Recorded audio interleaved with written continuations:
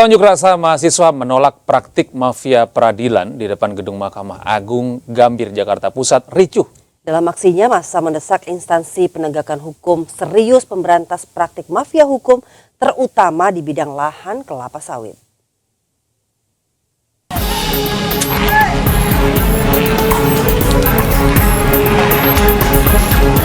Aksi saling dorong mewarnai unjuk rasa menolak praktik mafia peradilan yang digelar mahasiswa di depan gedung Mahkamah Agung Gambir, Jakarta Pusat, Rabu sore. Massa geram karena petugas berusaha memadamkan api yang membakar ban dan keranda mayat di lokasi tersebut. Mereka langsung berusaha menerobos brigade polisi untuk bisa bertemu Ketua Mahkamah Agung. Sudah barang tentu kita hadir di sini. Sejumlah tuntutan disuarakan, diantaranya menuntut Hakim PT TUN menolak gugatan banding PT Sentosa Kurnia Bahagia atas pembatalan sertifikat hak guna usaha yang dikeluarkan Menteri ATR BPN terkait lokasi PT SKB. Massa menilai keluarnya sertifikat hak guna usaha PT SKB cacat administrasi karena secara domisili lahan perkebunan kelapa sawit itu berada di wilayah Kabupaten Musi Banyuasin, bukan di Kabupaten Musi Rawas Utara. Sudah dilakukan penguatan oleh ATR bahwa AGM PT SKB itu telah dibatalkan karena melanggar atau cacat administrasi dalam penerbitan terkait batas wilayah. Diketahui sebelum mendatangi Mahkamah Agung, massa yang menamakan diri Kaukus Mahasiswa untuk Perubahan juga sempat menggelar aksi di depan kantor Pengadilan Tinggi Tata Usaha Negara di kawasan Cikini, Menteng, Jakarta Pusat. Dari Jakarta, Rani Sanjaya, iNews melaporkan.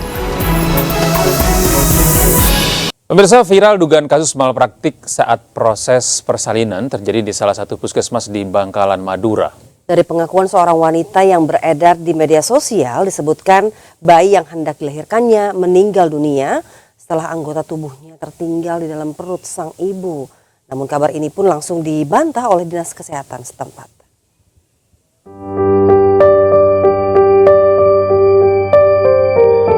Peristiwa dugaan malapraktik tersebut menimpa Musarofah terjadi saat proses persalinan di Puskesmas Kedundung, Kecamatan Modung, Kabupaten Bangkalan.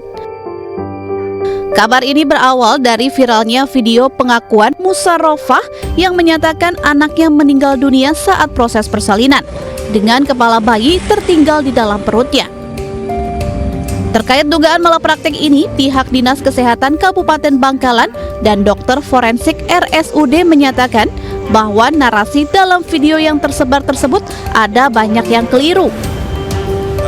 Di antaranya bahwa calon bayi Musarofah sudah meninggal dalam kandungan. 8 hingga 10 hari sebelumnya, bukan meninggal saat persalinan. Karena bayi sudah meninggal dalam kandungan dengan rentang waktu seminggu lebih, membuat jasad bayi sudah mengalami pembusukan secara alami dalam perut. Pasien datang letak susam ya, dengan BB 1 kilo atau 1000 gram dengan kondisi sudah meninggal. Yang menunjukkan bahwa jenazah itu sudah meninggal lama di dalam kandungan, yakni sekitar 8 hingga 10 hari. Itu namanya maserasi ya. Selain itu, pihak Dinas Kesehatan pun menambahkan Musarofah sendiri sudah mengalami hal ini yang kedua kalinya. Karena dalam riwayat kehamilan pertamanya, bayi milik Musarofah juga sudah meninggal dalam kandungan. Dari Bangkalan, Jawa Timur, Taufik Sahrawi, iNews melaporkan.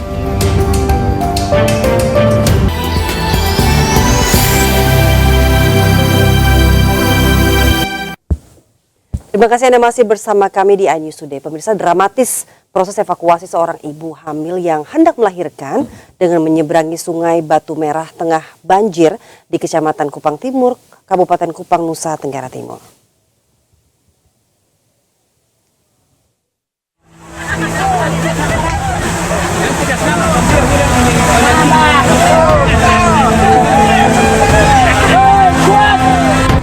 Evakuasi seorang ibu hamil di Kecamatan Kupang Timur, Kabupaten Kupang, Nusa Tenggara Timur berjalan dramatis.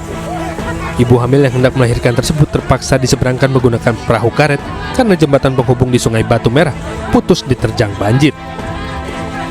Wanita hamil tersebut dirujuk dari Puskesmas Pariti, Kecamatan Sulamu, Kabupaten Kupang untuk ke Rumah Sakit Dedari Kota Kupang. Dari informasi yang dihimpun menyebut proses evakuasi melibatkan warga, TNI, BPBD, dan Taruna Siaga. Rencana Kabupaten Kupang menggunakan perahu karet milik BPBD Kabupaten Kupang. Sebelumnya debit air Sungai Batu Merah meluap pada Sabtu lalu yang menyebabkan jembatan Nun Pisah di desa Oelatimo putus diterjang derasnya aliran sungai. Akibatnya akses yang biasa dilewati warga terputus total. Warga berharap jembatan segera diperbaiki oleh pemerintah setempat. Dari Kupang, Nusa Tenggara Timur, Eman Suni, iNews melaporkan. Sementara pemirsa, cuaca buruk yang terjadi di wilayah pesisir pantai membuat sejumlah warung di lokasi kuliner Batako di Kecamatan Labuan, Pandeglang, Banten rusak parah. Gelombang tinggi laut juga membuat ratusan ton sampah plastik menumpuk di jalanan.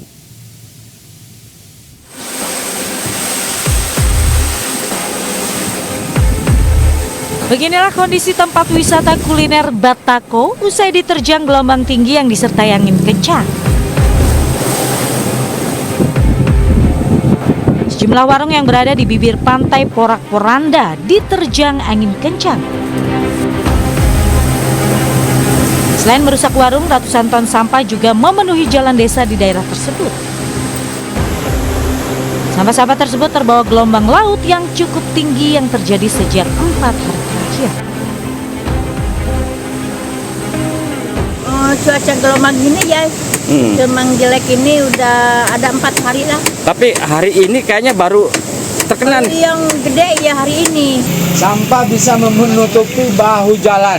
Keseluruhan ya? Keseluruhan dari ujung TPI 1 ke TPI 2. Itu sepinggir pantai sampah melulu. Tumpukan sampah ini membuat pengendara kesulitan mengakses jalan. Untuk saat ini para pedagang memilih untuk tidak berjualan dan beraktivitas di pinggir pantai. Para nelayan juga diminta untuk tidak melaut agar tidak membahayakan diri mereka. Dari Pandeglang, Banten, Iskandar Nasution, iNews melaporkan. Sementara pemirsa, banjir bandang menerjang desa Wangandowo, Pekalongan, Jawa Tengah pada Rabu malam. Puluhan rumah rusak parah dan 2 orang meninggal dunia akibat terseret arus banjir.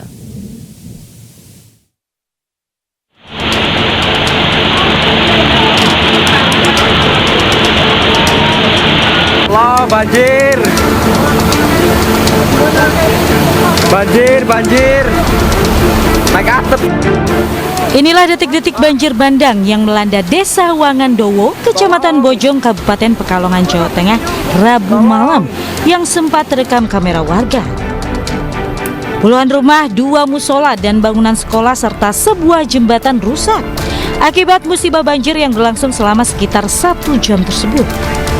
Sebuah mobil dan sejumlah sepeda motor juga turut hanyut terseret arus banjir.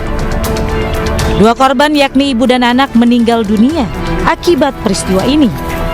Keduanya adalah Wasilah 36 tahun dan Siva 10 tahun, warga desa Wangandowo, Kecamatan Bojong, Pekalongan. Ironisnya banjir bandang ini disebabkan oleh jebolnya tanggul proyek pabrik sepatu yang berada di sekitar lokasi. Tanggul yang terbuat dari tanah merah tersebut tak mampu menahan debit air akibat curah hujan yang tinggi. Jam 7, kita jam 7 air dari bendungan proyek yang penampungan limbah nantinya itu jebol itu tanggulnya karena belum ada penanganan yang bagus, Pak. Sementara berdasarkan laporan itu dampak kejadian menyebabkan satu jembatan rusak, gedung TK rusak, 2 musola rusak, 2 rumah hanyut, 20 rumah rusak berat dan 50 rumah rusak. Ada korban jiwa, alhamdulillah hari ini 2 orang. Akibat peristiwa ini puluhan warga masih diungsikan di balai desa setempat mengantisipasi datangnya hujan susulan. Petugas gabungan rencananya akan melakukan kerja bakti untuk membersihkan puing-puing akibat banjir pada Kamis pagi. Dari Pekalongan, Jawa Tengah, Suryono Soekarno, iNews melaporkan. Ya, kita berharap segera ditanggulangi ya itu ya. Betul. Tanggul-tanggul yang masih belum diselesaikan. Karena ini hujan masih akan terus terjadi dalam beberapa pekan terakhir. Ini semoga saja tidak menyebabkan banjir susulan seperti saat ini.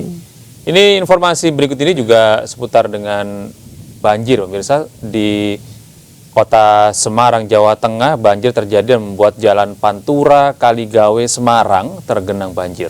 Arus lalu lintas tersendat karena kendaraan harus melewati banjir dengan ketinggian hingga 50 cm.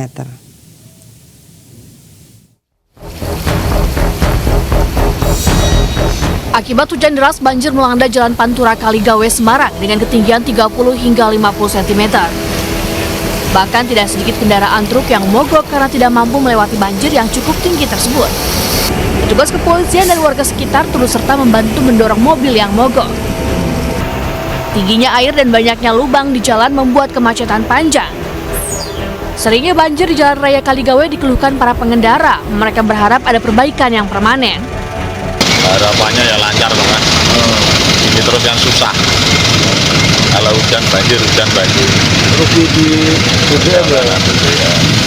Harusnya cukup jadikan hukum.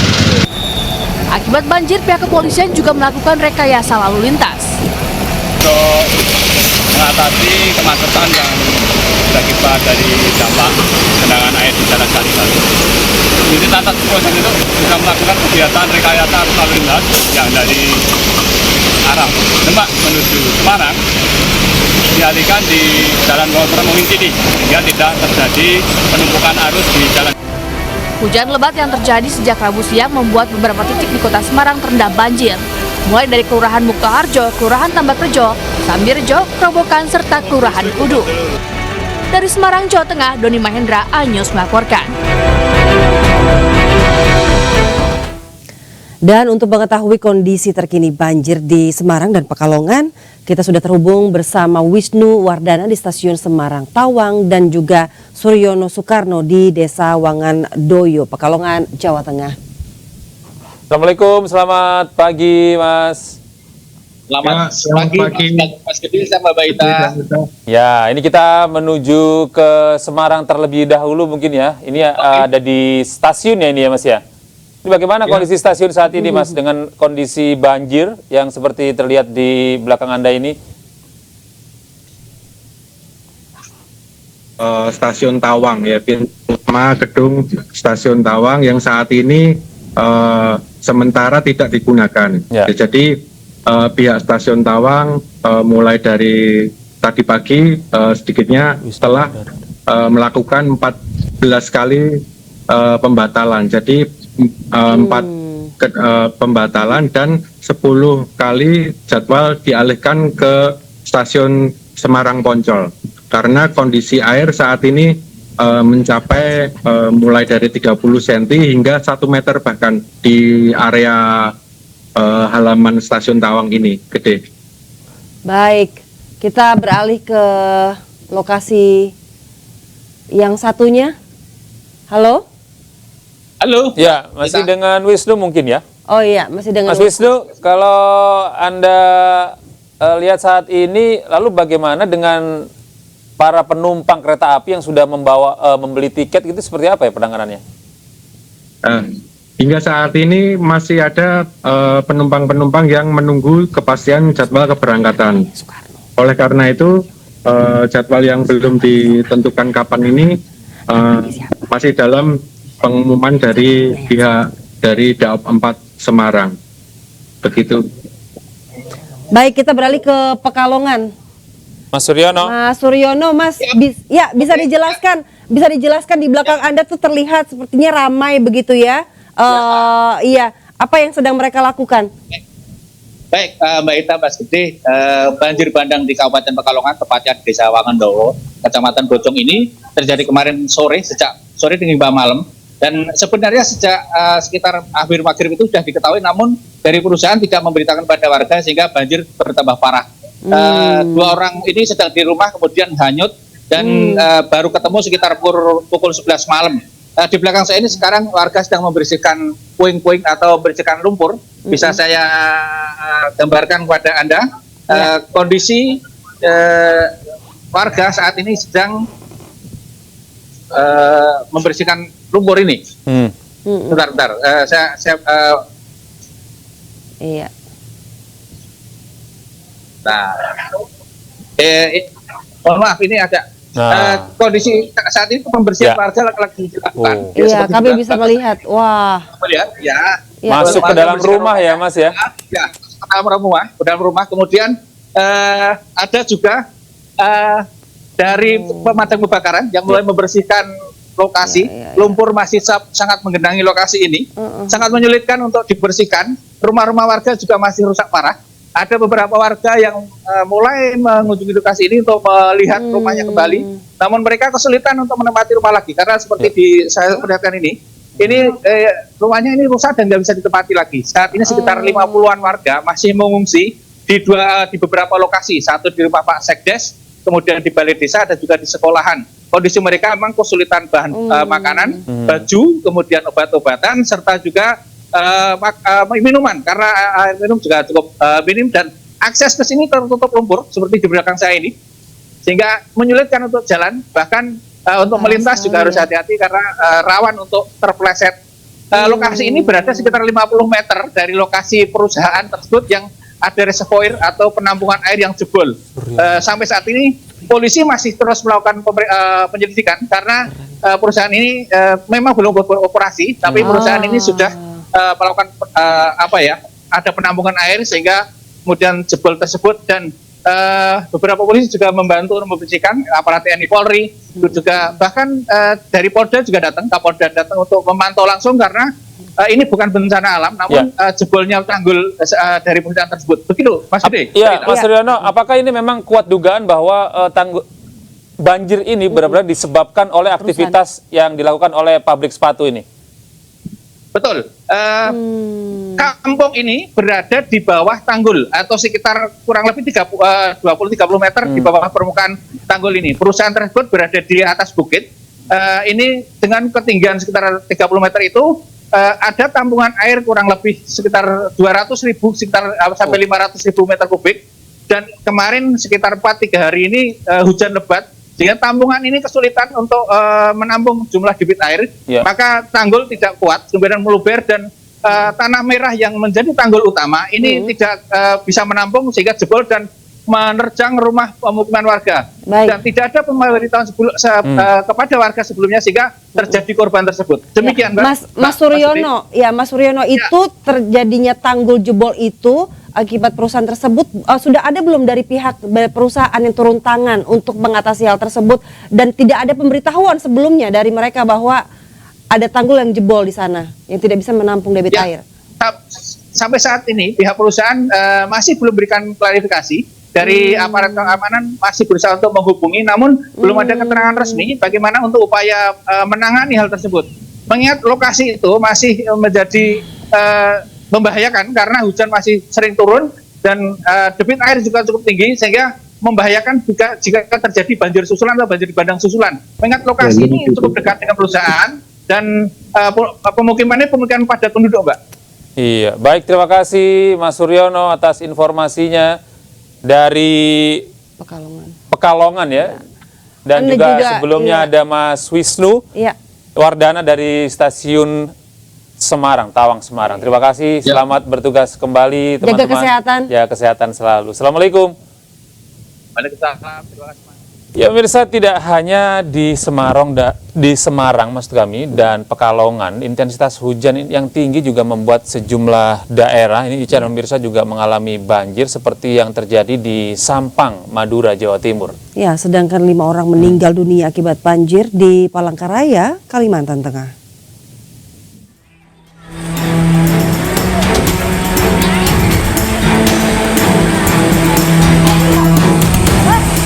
Usai hujan dengan intensitas tinggi sepanjang Selasa kemarin, kini jalan utama di Kabupaten Sampang terendam banjir mencapai setengah hingga 1 meter. Banjir ini merupakan banjir kiriman dari 3 kecamatan, yaitu Kecamatan Robatal, Kecamatan Kedungdung, dan Karangpena. Bukan hanya merendam ratusan rumah warga, banjir juga melumpuhkan jalan utama, seperti Jalan Trunojoyo, Jalan Panglima Sudirman, dan Jalan Imam Bonjol.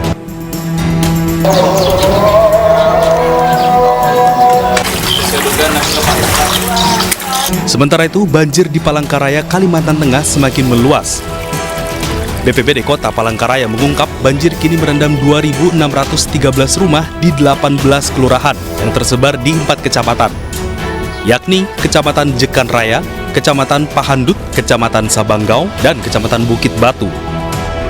Sedangkan 17.965 jiwa terdampak banjir. Korban jiwa akibat banjir di Palangkaraya pun bertambah 1 orang, menjadi 5 orang meninggal dunia. Ada 2.613 rumah yang tergenang pada saat ini dengan jumlah jiwa sekitar 17.965. Jumlah korbannya Pak ada berapa? Untuk korban jiwa ada 5 orang. 5 orang, berarti tambah 1 Pak ya? Banjir di Palangkaraya sudah berlangsung sejak Sabtu lalu.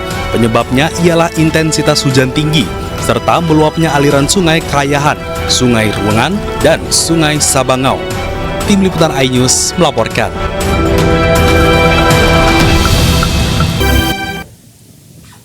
Terima kasih pemirsa, Anda masih bersama kami di iNews Today, dan kita ke informasi berikutnya. Ini ada Sivitas Akademika Universitas Gadjah Mada menyerukan pengadilan rakyat untuk mengembalikan marwah demokrasi. Iya, pernyataan sikap ini dilakukan sebagai bentuk perlawanan ya terhadap segala bentuk kecurangan demokrasi.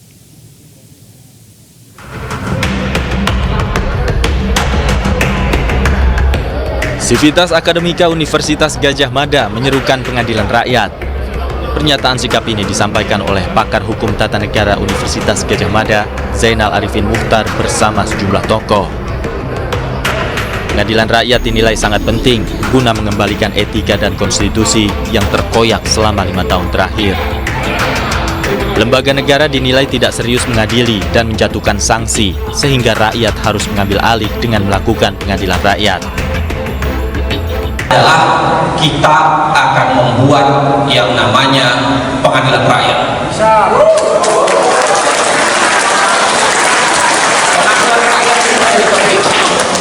Bahwa ketika lembaga negara tidak serius mengadili, tidak serius menjatuhkan sanksi, tidak serius melakukan penghukuman, rakyat harus mengambil itu dan melakukan.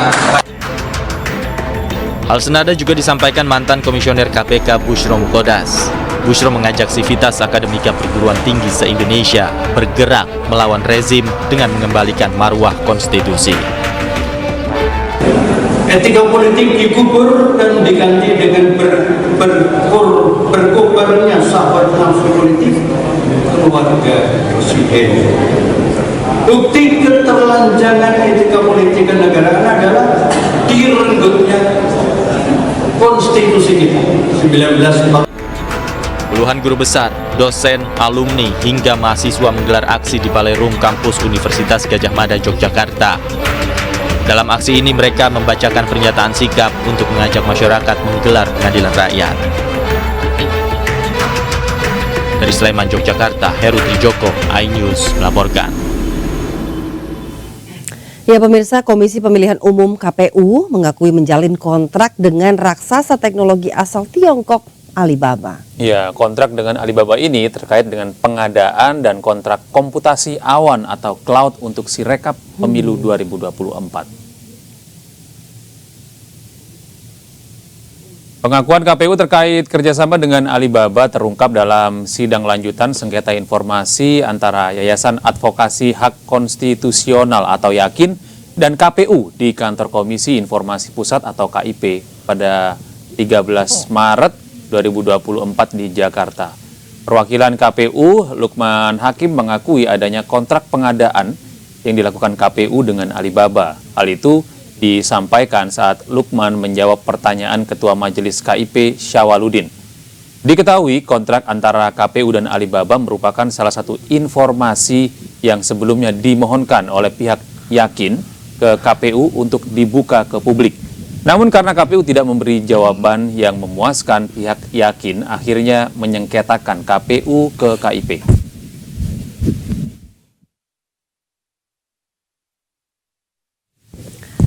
Dan untuk membahas mengenai pernyataan KPU terkait kerjasama pengadaan cloud Sirekap, sudah bergabung bersama kami pakar telematika Roy Suryo. Selamat pagi menjelang siang, Mas Roy. Akhirnya KPU mengaku ini bahwa ada kerjasama. Ya. Nah itu, selamat pagi Mbak Ica, selamat pagi juga Mas Gede, selamat pagi juga pemirsa iNews di mana saja berada. Akhirnya, saya bilang akhirnya ya, meskipun ini bukan akhir ya, karena ini sebenarnya baru indikasi awal dari nanti terbongkarnya beberapa kepalsuan atau kebobrokan yang lain dari KPU. Saya harus bilang begitu. Ya kenapa? Karena ini sebenarnya statement ini sudah saya keluarkan lebih kurang sebulan yang lalu ya. Jadi ketika waktu itu saya menemukan adanya IP atau Internet Protocol Address ya, ketika situs Sirekap ini diletakkan di Alibaba.com atau tepatnya di Alien Computing yang ada di Singapura. Teman-teman pakar lain bahkan ada yang menemukan salah satu subsidiaries-nya ada di Prancis, ada di Tiongkok, dan lain sebagainya. Kenapa ini penting? Karena ini sebenarnya adalah merupakan pelanggaran dari Undang-Undang Perlindungan Data Pribadi nomor 27 tahun 2022. Yang meskipun bisa saja dia berkilah undang-undang itu baru berlaku tahun ini ya, karena 2 tahun setelah diundangkan tahun 2022 yang lalu itu baru sekarang. Tetapi itu namanya pelanggaran tetap. Karena apa? Sudah tahu nantinya misalnya akan lewat jalan itu kok tetap dilakukan itu. Dan yang penting apa? Data-data penduduk kita yang ada pada Silon, yang ada pada Sipol, itu semua diletakkan di cloud yang ada di luar negeri. Jadi ini udah bocor semua datanya, udah nggak bocor halus lagi nih. Ini bocor besar atau banjir ini seperti berita tadi di Semarang sama Prodan itu data kita udah diobral keluar. Tanggulnya dan jebol ya Mas sayangnya, apa? Betul, udah jebol nih datanya. Dan sayangnya KPU pun harus melalui sidang untuk ngaku bahwa data-data itu ada di luar. Awalnya kalau kita lihat ya, 3 minggu yang lalu atau bahkan ya sekitar 3 minggu yang lalu pada hari Rabu, itu semua jajaran komisioner, ada ketuanya waktu itu dan ada salah satu komisioner yang cewek waktu itu, inisial DI, waktu itu kan bilang, meyakinkan, kami jamin data-data tidak ada yang disimpan di luar negeri. Tapi begitu mau sesi tahan jawab, bubar mereka, hilang semua. Nah, ini sama seperti kemarin. Kemarin pun sudah diputuskan di sidang KIP. Jadi sidang KIP itu penting loh ini ya. KIP itu adalah amanah dari Undang-Undang Keterbukaan Informasi Publik nomor 14 tahun 2008. Dulu kebetulan saya ikut serta membuatnya, bahkan sebelum saya jadi anggota DPR tahun 2009 waktu itu. Ya, jadi undang-undangnya tahun 2008. Saya mulai membahas itu dengan undang-undang ITE, itu versi pertama, nomor 11 tahun 2008, itu semenjak tahun 2000-an. Undang-undang itu gunanya apa? Kalau ada informasi-informasi yang seharusnya dibuka ke publik seperti saat ini, ya harus dibuka. Kalau tidak, mereka melakukan pelanggaran. Meskipun mungkin pelanggarannya ada yang sederhana, ada yang administratif, tapi ada juga yang pidana. Ini termasuk pelanggaran yang efeknya bisa pidana. Apalagi sekarang sudah ada undang-undang lain di belakangnya, yaitu Undang-Undang Perlindungan Data Pribadi. Jadi ini gak sederhana Mas Gede. Ini persoalan besar yang nantinya akan menimbulkan distrust masyarakat kepada hasil dari KPU. Iya, dugaan Anda Mas Roy, kenapa sih KPU ini menyembunyikan informasi bahwa servernya itu tidak ada kerjasama dengan pihak luar sehingga data kita itu tidak bocor keluar? Ya, ini juga yang saya ungkap dalam tulisan terakhir saya ya, bahwa KPU semakin bujar, ambyar gitu ya. Kenapa? Karena sebenarnya ini merupakan cikal bakal dari kebohongan yang kecil yang nantinya akan menjadi kebohongan besar, dan itu akan membuat tadi saya bilang apa? Distrust, ketidakpercayaan publik terhadap hasil dari KPU. Ini berbahaya. KPU itu membahayakan bukan hanya dirinya sendiri. Kalau membahayakan dirinya sendiri aja nggak apa-apa, membahayakan masyarakat dan membahayakan demokrasi kita. Semacam yang diteriakan 2 hari yang lalu oleh teman-teman Universitas Gadjah Mada yang saya juga ada tadi dalam itu. Ya, artinya apa? Artinya adalah bahwa hasil dari pemilu nanti itu sangat bisa, saya tidak menakut-nakuti, sangat bisa tidak dipercaya oleh masyarakat. Karena apa? Karena awal mereka meletakkan atau kerjasama sistemnya saja udah nggak benar. Awalnya padahal bagus banget loh. Awalnya ini tahun 2021 ada MOU antara KPU dengan salah satu kampus besar ternama di Bandung ya. Dan kemudian sekarang MOU itu setelah terungkap, kemudian udah banyak nih yang juga saya tulis barusan. Udah banyak nih protes internal sendiri, bahkan Ikatan Alumni ITB sendiri itu sudah mempertanyakan rektor agar rektor mengaku buka semua ada apa di balik itu, karena mereka tidak rela. Saya yang bukan lulusan ITB saja itu tidak rela bahwa kampus besar Bandung yang menjadi kebanggaan Indonesia, dulu Bung Karno pernah kuliah di Technical School ke Bandung ke ITB itu menjadi seolah-olah terlibat dalam kasus. Padahal saya yakin itu nggak terlibat. Kenapa saya bilang terlibat? Kalau kita ikuti diskusi-diskusi di iNews, di Sindo, di MNC dan sebagainya, kan sering banget ada hal teknis, misalnya partai yang tiba-tiba ada yang partai tertentu yang melonjak besar, ada partai lain yang dikurangi suaranya, ada hilang Mas Gede dan juga Mbak Ica. Itu kan hal kayak gitu secara teknis itu nggak mungkin terjadi gitu loh. Itu nggak mungkin karena mesin itu is a machine. Machine is a machine. Dia hanya melakukan apa yang diperintahkan, meskipun dia pakai artificial intelligence gitu ya. Dia tidak mungkin berbuat curang kalau mesinnya. Tapi kalau ada orang, kalau ada oknum, nah ini yang kemudian terjadi. Nah, kenapa kemudian crucial cloud di Alibaba ini? Ini kan Mas Roy? Suaranya hilang, Mas Roy. Mas Roy. Aduh. Suaranya terputus-putus ini, Mas Roy. Hilang bahkan. Yang bisa kemudian digunakan untuk berbuat curang. Itu krusialnya, Mas, gitu. Dan mereka tuh sebenarnya kemarin di sidang yang ada di KIP itu meskipun ngaku, tapi mereka tetap nggak mau buka loh. Iya, gitu. Gamblang begitu ya, Mas Roy ya.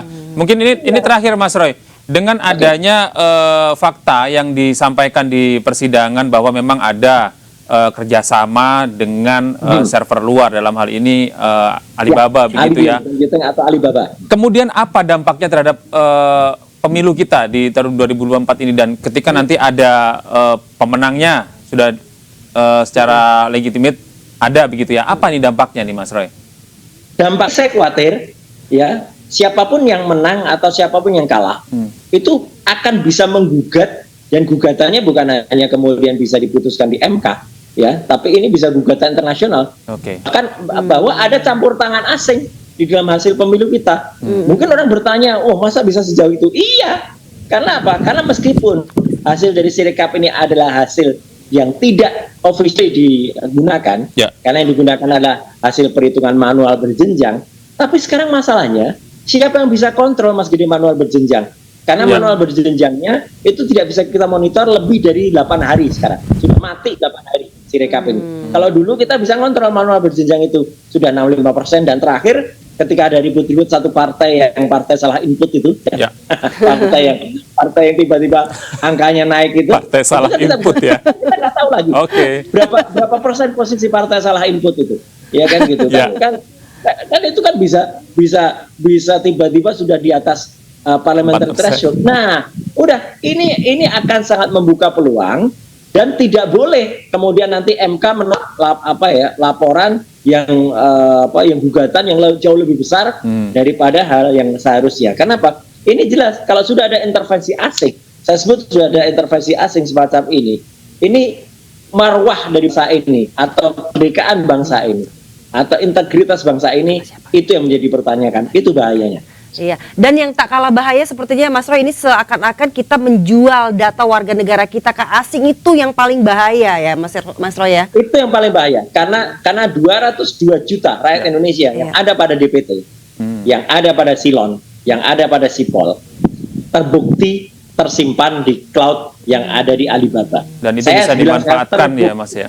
Ya, terbukti, karena bukan hanya indikasi saya yang sudah saya kemukakan sebelumnya lalu, tapi sidang kemarin di KIP membuktikan semacam itu dengan fakta. Ini yang kemudian sangat berbahaya. Baik, terima kasih Mas Roy atas informasinya. Terus dan mohon terus diupdate informasinya, dan akan selalu berbagi bersama kami di iNews Today. Selamat siang, Assalamualaikum Mas Roy, sehat-sehat.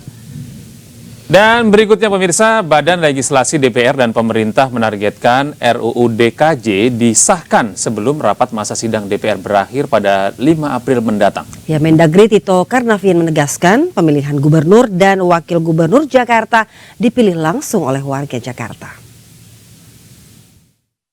Yang disetujui itu mestinya tidak di pleno. Menteri Dalam Negeri Tito Karnavian telah menyerahkan daftar inventarisasi masalah rancangan Undang-Undang Daerah Khusus Jakarta dalam rapat Balek DPR. Badan Legislasi DPR dan pemerintah menargetkan RUU DKJ disahkan sebelum rapat masa sidang DPR berakhir pada 5 April mendatang. RUU DKJ sendiri menuai polemik usai muncul wacana Gubernur Jakarta akan dipilih oleh Presiden setelah Jakarta tak lagi menjadi ibu kota. Mendagri Tito Karnavian menegaskan pemilihan gubernur dan wakil gubernur Jakarta dipilih langsung oleh warga Jakarta. Selain itu, Tito Karnavian juga menjelaskan isu krusial terkait wilayah aglomerasi yang disebut akan dipimpin oleh wakil presiden. Wakil presiden diberikan tugas khusus oleh presiden, tapi melaporkan pada presiden. Apakah presiden kemudian tidak bisa ngambil alih? Sangat bisa sekali. Dalam hal yang sangat penting sekali beliau bisa mengambil alih rapatnya.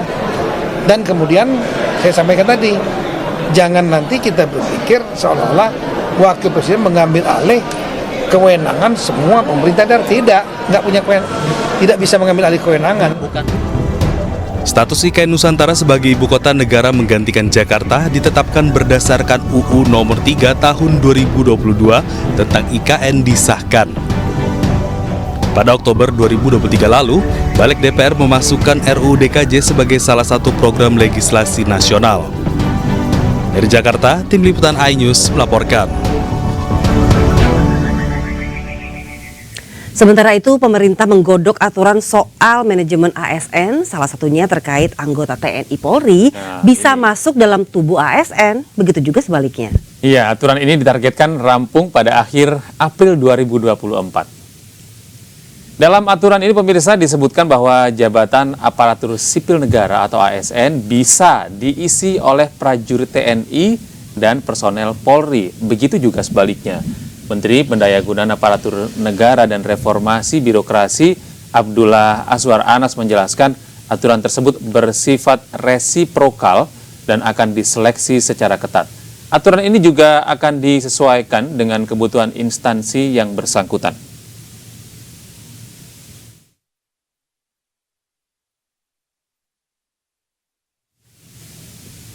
Iya, ini sepertinya tidak asing ya dengan kebijakan yang satu ini karena beberapa tahun lalu sebelum reformasi sempat digaungkan juga. Ini sudah terjadi, bukan hanya digaungkan. Ini ternyata udah terjadi ya. Mungkin kembali lagi ya di fungsi ABRI akan terjadi, lalu akan seperti apa ke depannya.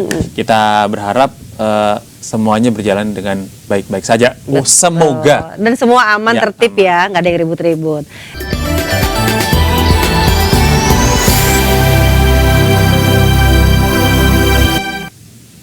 Masih bersama kami di iNews Today pemirsa, kabar duka kembali datang dari ulama besar Indonesia. Habib Hasan bin Ja'far Assegaf, pimpinan Majelis Nurul Mustafa Cilodong, Depok, Jawa Barat, meninggal dunia di usia 47 tahun. Sebelumnya pada Rabu pagi, selesai melaksanakan salat duha, almarhum sempat mengeluh lemas dan dibawa ke rumah sakit Puri Cinere. Namun sesampai di rumah sakit, Habib Hasan dinyatakan telah meninggal dunia. Habib Hasan meninggalkan seorang istri, serta 6 orang putra dan seorang putri. Saat ini jenazah Habib Hasan disemayamkan di Masjid Nurul Mustafa Center Cilodong, Depok, Jawa Barat. Rencananya almarhum akan dimakamkan Kamis siang berdekatan dengan makam ibundanya di area Masjid Nurul Mustafa Center Cilodong, Depok.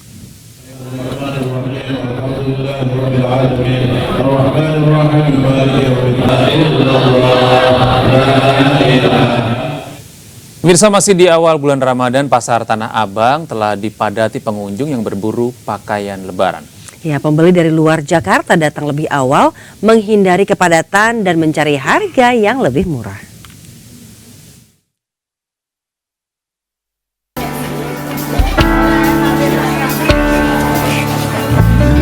Memasuki bulan Ramadan, pasar Tanah Abang semakin ramai pembeli. Salah satu tujuan para pembeli adalah area Little Bangkok yang memiliki berbagai ragam jenis pakaian. Mereka berburu pakaian untuk Lebaran nanti. Para pengunjung tak hanya dari Jakarta, bahkan kebanyakan datang dari luar Jakarta, seperti Sumatera, Sulawesi, dan Kalimantan. Nyari baju Lebaran? Nyari baju Lebaran. Kenapa hari ini, Bang? Ya kebetulan baru nyampe juga sih kemarin dari Jambi. Oh, dari Jambi. Datang dari luar kota berarti.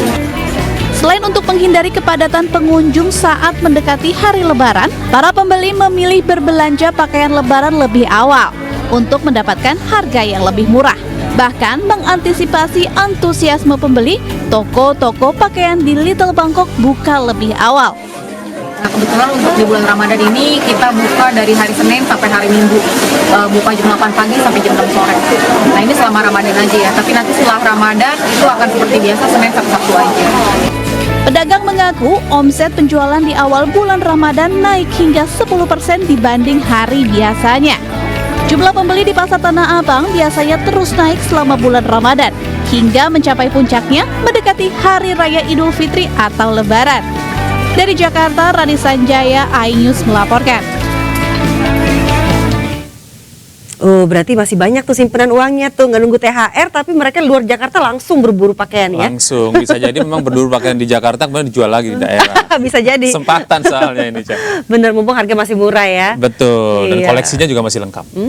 Ya kan? Nah, ini kita beralih ke Makassar, Sulawesi Selatan, pemirsa. Ini ada acara yang meriah sekali, karena di sana ada kegiatan buka puasa bersama dengan berbaris sepanjang 2,1 kilometer digelar di anjungan Pantai Losari, Makassar. Nggak kebayang ya ramenya ya, dan seru banget pastinya. Dan acara bukber ini memecahkan rekor muri.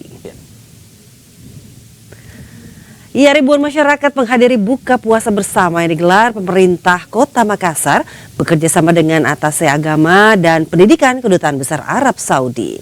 Buka bersama ini memecahkan rekor muri sebagai buka puasa terpanjang dengan barisan sepanjang 2,1 km. Dalam buka puasa bersama ini, pemirsa, Kedutaan Arab Saudi menyiapkan sebanyak 10.000 paket makanan. Dan dalam kegiatan ini hadir sebagai perwakilan Arab Saudi, yakni Kepala Atase Agama dan Pendidikan Syekh Ahmad Al-Hazmi dan Wakil Kepala Atase Agama dan Pendidikan Syekh Al-Barok Al-Amir. Dalam buka puasa ini juga dirangkaikan salat maghrib secara berjamaah di anjungan Pantai Losari, Kota Makassar, Sulawesi Selatan. Pemecahan rekor muri, tapi ini adalah berkah bagi Kota Makassar. Apa yang melatar belakangi Pak sampai ingin membuat rekor muri, Pak?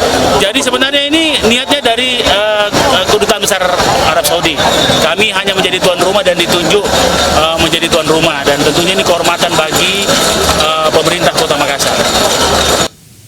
Seru ya, Ica. Ini yang namanya bukber ya, ini yang bukber sebenarnya. Bener, langsung grande gitu ya buatnya. Kegiatan seperti ini kita tunggu-tunggu, bukan tawuran atau perang sarung. Bener banget. Iya, ini semoga menjadi contoh bagi kota-kota lain. Inspirasi buat kota-kota yang lain mungkin, ya kan. Nah, ini masih seputar puasa Ramadan, pemirsa. Bagi pemirsa yang sedang mencari referensi menu untuk berbuka puasa, nah ini bisa mencoba menu nasi kapau. Iya, masakan kaya rempah ini menjadi salah satu menu berbuka puasa yang paling banyak diminati warga Jakarta.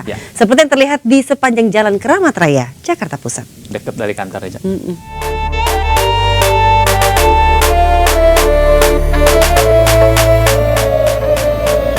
Menjelang waktu berbuka puasa, sejumlah warga sudah mulai memadati area sepanjang Jalan Keramat Raya Jakarta untuk berburu nasi kapau.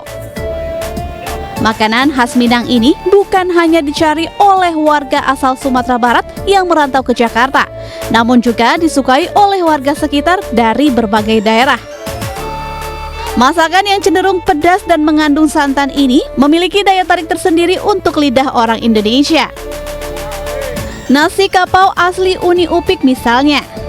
Salah satu gerai yang sudah berdiri sejak tahun 1980 ini sering menjadi jujukan warga. Gerai ini memiliki 3 menu favorit yang menjadi andalan, yakni itiak lado mudo atau bebek cabai hijau, tambusu atau usus sapi isi telur dan santan, dan ayam pop. Selain harganya cukup terjangkau mulai dari Rp17.000, rasanya yang nikmat kaya rempah menjadikan nasi kapau menjadi menu berbuka puasa yang menggugah selera. Saking larisnya dalam sehari, sedikitnya 500 porsi nasi kapau habis terjual.